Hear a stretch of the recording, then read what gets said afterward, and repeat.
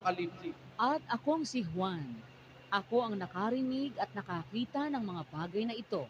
At At nang aking marinig at makita, ay ay nagpatira pa ako upang sumamba sa harapan ng anghel na nagpakita sa akin ng mga bagay na ito.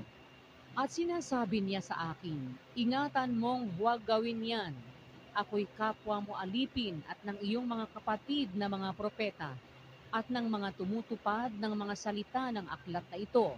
Sumamba ka sa Diyos. anghel na yan na ayaw pasamba. Sasamba si Juan eh. Nagpatira pa siya. Huwag mong gawin yan.